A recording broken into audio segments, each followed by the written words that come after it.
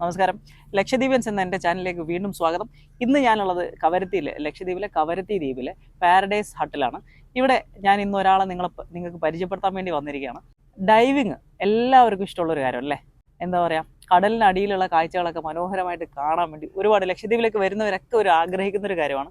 ലക്ഷദ്വീപിൽ വന്നിട്ട് ഡൈവിങ് ചെയ്യുക, കടലിനടിയിലെ മനോഹര കാഴ്ചകളൊക്കെ കാണാമെന്നുള്ളത്. അപ്പോൾ ഈ കടലിനടിയിലെ കാഴ്ചകൾ കാണിക്കാൻ വേണ്ടി അവരെ കൊണ്ടുപോകാൻ വേണ്ടി ഡൈവ് മാസ്റ്റേഴ്സ് ഉണ്ട്, അതുപോലെ ഡൈവ് ഇൻസ്ട്രക്ടേഴ്സ് ഉണ്ട്. ഡൈവ് മാസ്റ്റേഴ്സ് നിങ്ങളുടെ കൂടെ വന്നിട്ട് ഡീപ്പ് ഡൈവിങ്ങിലും എല്ലാ ഡൈവിങ്ങിലും ഈ അണ്ടർ വാട്ടറൊക്കെ കൃത്യമായിട്ട് കാണിച്ചു തരും. നിങ്ങളുടെ പൂർണ്ണമായിട്ട് അസിസ്റ്റ് ചെയ്യുന്ന വ്യക്തികളാണ്.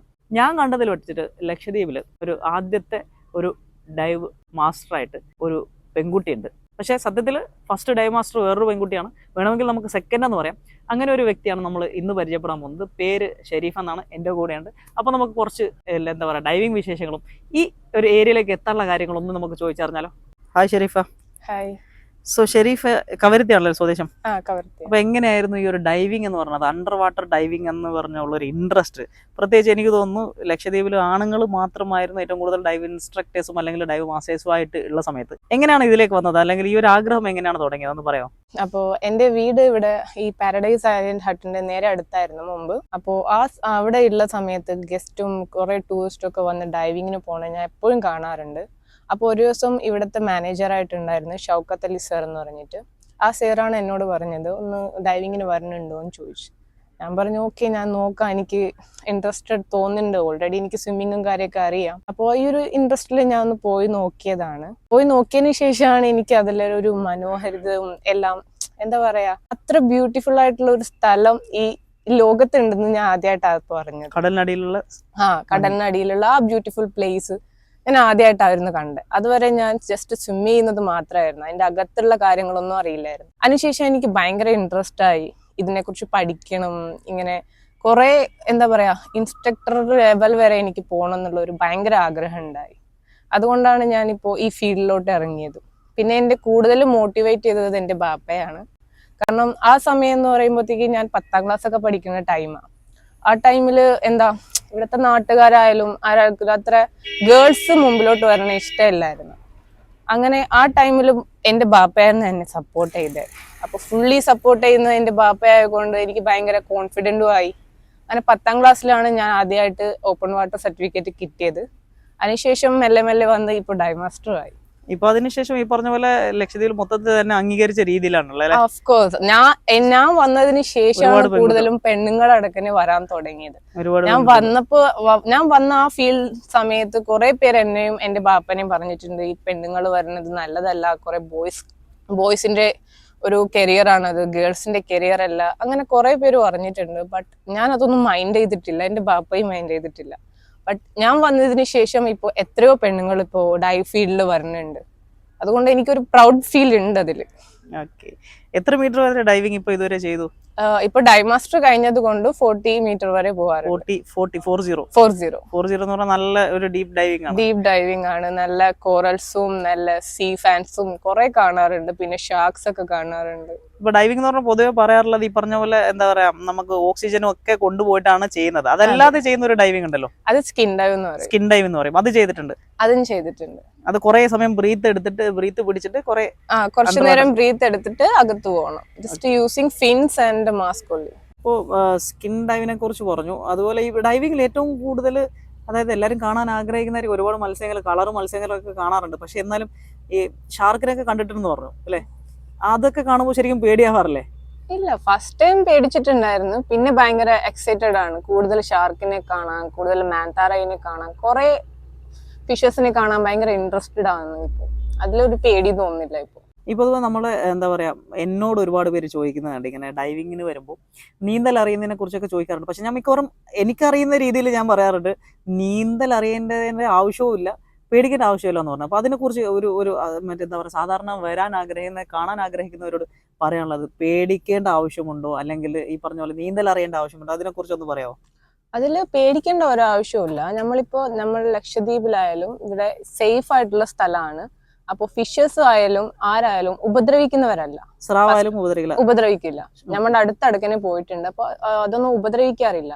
പിന്നെ സ്വിമ്മിങ് പോസിബിൾ അല്ല, മീൻസ് സ്വിമ്മിങ് ചെയ്യേണ്ട ആവശ്യമില്ല. നമ്മൾ കൂടുതൽ അസിസ്റ്റന്റ് പ്രോഗ്രാം ആണ് ഫസ്റ്റ് വരുന്ന ആളുകൾക്ക് ചെയ്യുന്നത്. അത് ഡ്രൈ ഡൈവ് എന്നും പറയും, ഡിസ്കവറി സ്കൂബ എന്നും പറയും. ഡ്രൈ ഡൈവ് ആയിട്ടാണെങ്കിൽ 3 മീറ്റേഴ്സിന്റെ അകത്തേ പോകത്തുള്ളൂ. ഡിസ്കവറി സ്കൂബ 12 മീറ്റർ പോകും. രണ്ടിലും നമ്മൾ അസിസ്റ്റഡ് പ്രോഗ്രാം ആണ്. അതുകൊണ്ട് കൂടുതൽ ഒരാൾ എപ്പോഴും കൂടെ തന്നെ ഉണ്ടാവും. അപ്പൊ നിങ്ങൾ സ്വിം ചെയ്യേണ്ട ആവശ്യമില്ല, നിങ്ങൾ ഹോൾഡ് ചെയ്യാൻ ഒരാൾ ഉണ്ടാവും. ഇതിന് പ്രായപരിധി വല്ലതും ഉണ്ടോ? ചെറിയ കുട്ടികളാണെങ്കിൽ 9 മുകളിലാണ് പ്രായം. പ്രായമുള്ള ആൾക്കാരാണെങ്കിൽ പ്രായമുള്ള ആളുകൾ 60 വരെ 60 വരെ, ഒരു വർഷവും ഫിസിക്കലി ഓക്കെ ആണെങ്കിൽ. വേറെ അസുഖം, സീരിയസ് ആയിട്ടുള്ള അസുഖങ്ങളൊന്നും ഇല്ലെങ്കിൽ, സീരിയസ് ഹാർട്ട് പ്രോബ്ലമോ അങ്ങനത്തെ ഒന്നും ഇല്ലെങ്കിൽ ചെയ്യാം എന്നുള്ളതാണല്ലേ. അപ്പൊ ഇങ്ങനെ ഡൈവ് അസിസ്റ്റ് ആയിട്ട് പോകുന്നുണ്ട്, അതായത് ഡൈവ് മാസ്റ്റർ ആയിട്ട് പോകുമ്പോൾ ഒരുപാട് ഗസ്റ്റുകൾ അല്ലെ, പല സ്ഥലങ്ങളിലെ ഗസ്റ്റുകൾ ഉണ്ടാവും, പല VIP ഗസ്റ്റ് ഉണ്ടാവും, നമുക്ക് തന്നെ പരിചയമുള്ള നല്ല സുപരിചിതമായിട്ടുള്ള, എന്താ പറയാ, ഇന്ത്യ മൊത്തം സുപരിചിതമുള്ള കുറച്ച് ഫേസസ് ഉണ്ട്. അങ്ങനത്തെ ആരെങ്കിലും ഒരു ഡൈവിങ്ങിന് കൂടെ കൊണ്ടുപോയ എക്സ്പീരിയൻസ് വല്ലതുണ്ടോ? രാംനാഥ് കോവിന്ദ് സർ വന്നിട്ടുണ്ടായിരുന്നു. പ്രസിഡന്റ് ഓഫ് ഇന്ത്യ ആണോ? പ്രസിഡന്റ് ഓഫ് ഇന്ത്യ, മുൻ പ്രസിഡന്റ് ഓഫ് ഇന്ത്യ വന്നപ്പോൾ ആളുടെ ഫാമിലി ഉണ്ടായിരുന്നു. ഞാൻ അപ്പോൾ ബംഗാരത്തിലോട്ട് VIP ഉണ്ടെന്ന് പറഞ്ഞിട്ട് എന്നെ ഇവിടെ നിന്ന് വിട്ടിട്ടുണ്ടായിരുന്നു. ആ ടൈമിൽ ആളുടെ വൈഫും ആളുടെ കുട്ടി ഉണ്ടായിരുന്നു. ആ കുട്ടിക്ക് സ്വിമ്മിങ് അറിയില്ല എന്ന് പറഞ്ഞിട്ട് ഞാനൊന്ന് പഠിപ്പിച്ചു കൊടുക്കാൻ ട്രൈ ചെയ്തിട്ടുണ്ടായിരുന്നു. ആ സമയത്ത് മാത്രമാണ് ഞാൻ അവിടെ. സ്വിമ്മിംഗ് ആണ് പഠിപ്പിച്ചത്, ഡൈവിംഗ് ചെയ്തിട്ടില്ല? ഇല്ല, ആൾക്ക് ഭയങ്കര പേടിയായിരുന്നു, അതുകൊണ്ട് ഡൈവിംഗ് ചെയ്തിട്ടില്ലായിരുന്നു.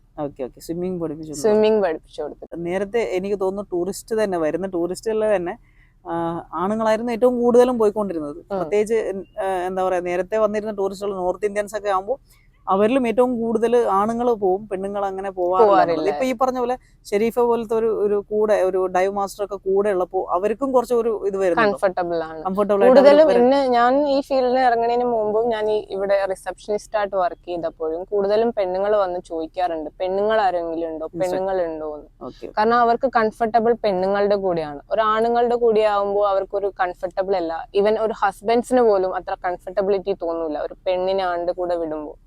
അങ്ങനെ ഉണ്ടാവും, പക്ഷെ എന്നോട് സംസാരിച്ചിട്ടുണ്ട് അങ്ങനത്തെ ആളുകൾ. അങ്ങനെയുള്ളവര് എന്തായാലും അവർക്കും കംഫർട്ടബിളും. അല്ലാതെ തന്നെ അതിനുശേഷവും ഒരുപാട് പെൺകുട്ടികൾ ഇറങ്ങാറുണ്ട്. ഇപ്പൊ ഞാൻ ആദ്യം ഇൻട്രൊഡക്ഷനിൽ പറഞ്ഞ പോലെ ലക്ഷദ്വീപിലെ ആദ്യത്തെ ലേഡി ഡൈവ് മാസ്റ്റർ എന്ന് പറഞ്ഞത് വേറൊരാളാണെന്നുള്ള രീതിയിലാണ്. അത് കഡ്മത്തിലെ ഒരു പെൺകുട്ടിയായിരുന്നു. അതിനുശേഷമാണ് ഞാൻ വന്നിട്ട് ഷെരീഫ് വന്നത്. അവരും വർക്കിംഗ് ആണ് എന്നുള്ളത്. ആള് ഐ തിങ്ക് കഡ്മത്തിൽ ഏതോ പ്രൈവറ്റില് വർക്ക് ചെയ്യുന്നുണ്ട്. ഇപ്പൊ ഗവൺമെന്റ് സെക്ടറിൽ അല്ലെങ്കിൽ ലക്ഷദ്വീപ് ടൂറിസം എന്ന് പറഞ്ഞ ഒരു മേഖലയിൽ വർക്ക് ചെയ്യുന്ന ഒരാള്, ഒരേ ഒരാള് ഷെരീഫ് മാത്രമേ ഉള്ളൂ. ഇനി മുന്നോട്ടും ഇത് തന്നെയാണോ കൂടുതലും ചൂസ് ചെയ്യാൻ ആഗ്രഹിക്കുന്ന ഒരു?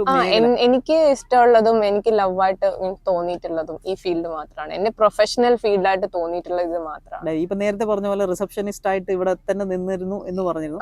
പക്ഷെ അതിനെക്കാട്ടും വേറെ ഈ പറഞ്ഞ പോലെ എനിക്ക് ആ ടൈമിലും കൂടുതലും ഇൻട്രസ്റ്റഡ് ഡൈവിംഗ് തന്നെയാണ്. ഞാൻ എപ്പോഴും പറയാറുണ്ട് ഡൈവിംഗ് സെക്ഷനിലോട്ട് മാറ്റണമെന്ന്. അതുകൊണ്ട് എനിക്ക് ഭയങ്കര ഇൻട്രസ്റ്റിംഗ് അവിടെ മാത്രം തന്നെയാണ്. വേറെ എവിടെയും എനിക്ക് അത്ര താല്പര്യമില്ല.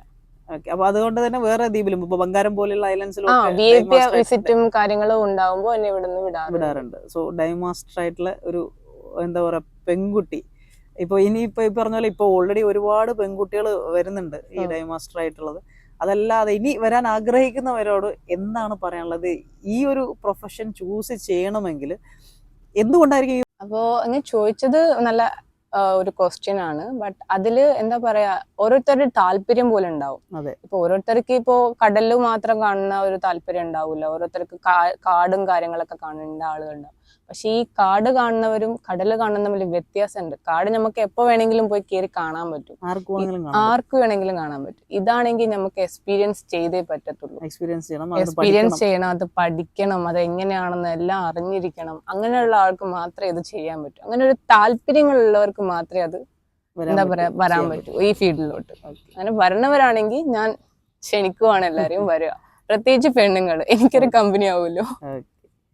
Thank you for your time. Thank you, sir.